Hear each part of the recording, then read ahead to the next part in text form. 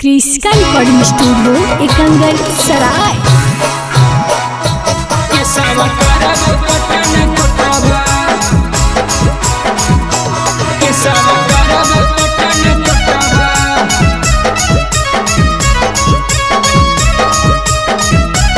Presented by Kriska films. सीना से गे छौड़ी हमर साटी लेना फोटवा, सीना से गे छौड़ी हमर साटी लेना फोटवा। जदि करब ना दिया हवा जाके करब के सब फोटवा, जदि करब ना दिया हवा के सब करब पटन कोटवा।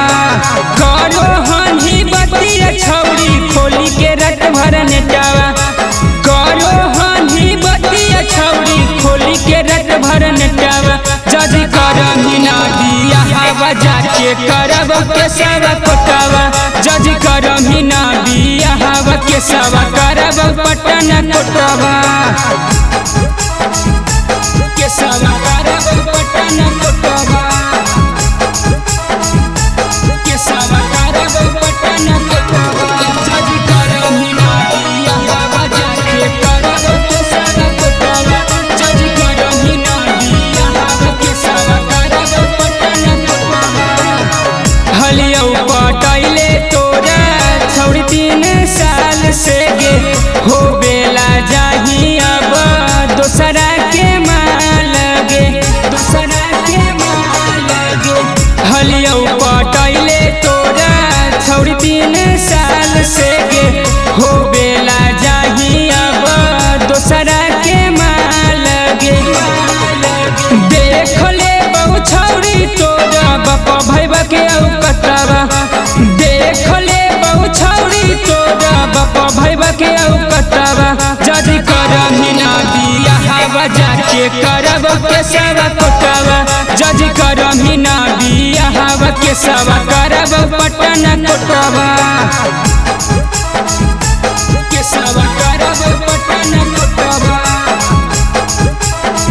क्रिस्का रिकॉर्डिंग स्टूडियो एकंगर सराय। जदि करब ना दिया हवा जाके करब के सब कोटवा, जदि करब ना दिया हवा के सब करब पटन कोटवा। देखे में छौड़ी लगो हनी भोली भाली गे, जय चांद पाल से खानी छाली गे, खानी छाली गे।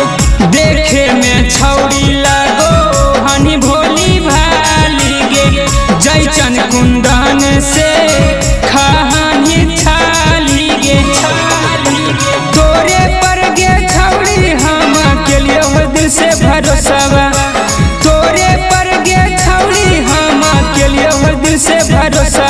जदि करब ना दिया हवा जाके करब के सब कोटवा, जदि करब ना दिया हवा के सब करब पटन कोटवा। क्रिस्का रिकॉर्डिंग स्टूडियो एकंगर सराय।